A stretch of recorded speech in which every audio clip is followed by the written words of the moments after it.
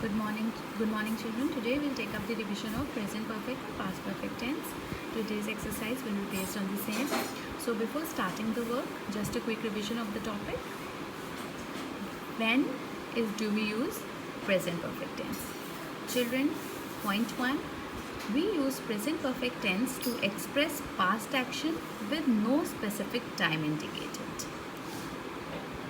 The formula, the structure of the present perfect tense is subject plus has or have plus the third form, that is the past participle form of the verb. Now, has is used in case of a singular subject, whereas have you use in case of plural subject. For forming affirmative, that is positive sentences in present perfect tense, the structure is with he, she or it, you use has plus third form, and with plural subjects and I, you use I and you use have plus third form of the verb. Now, an action which took place in the past, the time of the action is unknown. Present perfect, the action has taken place and is done and dusted. Now it's over. I'll give you an example here. The applicant has received a favorable reply from the company. Now we have used has here. Why? Because subject is a singular subject. The applicant plus has plus the third form of the verb received a favorable reply from the company. Another example, the unemployed graduates. Now please note here, children, that the subject is plural. Hence, we'll put have before the third form of the verb. The unemployed graduates have applied for a bank loan to start their freshwater fish project. So children, the structure, as we can see, it is subject plus has or have plus third form of the verb. Now, another situation in which present perfect tense is used is when an action which started in the past but its effect has continued until the present and will probably continue into the future. We will take up an example to make it more clear. The consultant has trained many successful businessmen. So here it's an action which the effect of which is seen in the present and might also continue into the future. So the consultant, singular subject, therefore has plus third form of the verb trained. So children, the basic structure has to be subject plus has or have plus the third form of the verb in present perfect tense. And of course, if you have to talk of repeated actions in the past, then also you talk of present perfect tense. I have regularly participated in the Malaysian Halal exhibition for the past 5 years. So I have been doing this and I'll continue to do this. So I have regularly participated.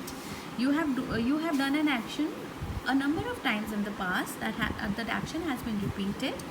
Hence you use past perfect tense. The structure is again the same, subject plus has, have, and plus third form of the verb. Now children, when you talk of sentences in negative form, then the only difference is subject plus has or have plus not plus the third form of the verb. You just add not to has or have. For example, the economist has not used the consumer price index. The two foreign companies have not agreed. So you see that we put the subject and accordingly we put has or no have, and then add not to it and then add the third form of the verb. When you talk of interrogative sentences wherein you ask questions, what is the format here? The sentence does not begin with the subject, but it begins with has or have. Therefore, the format is has plus the subject. It is he, she or it, singular. The subject has to be singular, children, if you begin the sentence with has plus the third form of the verb. And if you put have, if you begin with with have, then the subject has to be plural or I or you. So the format is have plus the subject plus the third form of the verb. This is when your sentence is in interrogative form. Again, taking up an example here. Has the economist used the consumer price? Now, has the economist singular subject plus third form of the verb used. Has the economist used. Now, have the foreign companies agreed? So, have here by, because the subject is plural, the two foreign companies and plus third form of the verb. So, that is your interrogative sentence. Now, we'll talk of past perfect tense. The revision of present perfect tense is over here. Now, we'll talk of past perfect tense. Now children, past perfect tense describes an action which took place before another action in the past.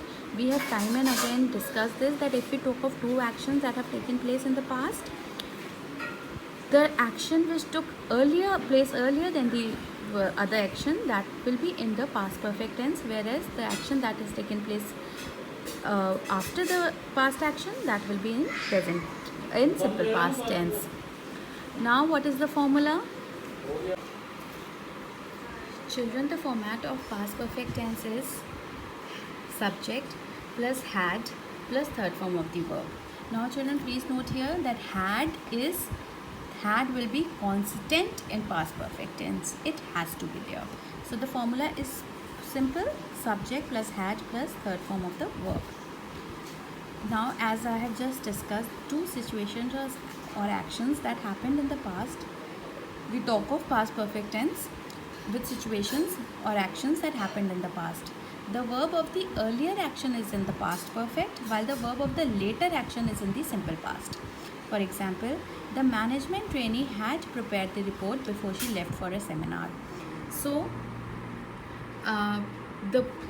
these are two actions that happened in the past. The management trainee prepared. So, these are two actions that happened in the past. The management trainee prepared the report and she left for the seminar. But the earlier action, the first action is that she prepared the report and then she left for the seminar. So the first action in the past has to be in past perfect, whereas the second action will be in simple past. Therefore, the management trainee had prepared the report before she left for the seminar. Also children, in situation or action that happened before a particular time in the past, we use past perfect tense. Before the recent trip, he had never travelled overseas. So this is an action that happened before a particular, we are talking of a particular time in the past, and before that this action has taken place. So particular time in the past is that before the recent trip, the most recent trip that he had taken just recently. Before that he had never travelled overseas. So we have used past perfect tense before with the action that we are explaining before a particular time. Now in past perfect tense, the positive, when you form positive sentences, that is affirmative, what is the format? It is subject plus had plus third form of the verb. As we have already discussed, the party had already started when they arrived. Negative sentences, when you form negative sentences in past perfect tense, children, the format is subject plus had plus not plus third form of verb. Here also, as we've done in present perfect tense, children, same way you will just add not to had. For example, the team had not anticipated the problem. With interrogative sentence, children, when you ask questions, the format of the sentence changes. For example, you put had before you begin the sentence with had plus subject plus third form of the verb. The sentence here, children, note, does not begin with subject. Here it begins with had plus subject plus third form of the verb. For example, had he gone to the market when she arrived at his house?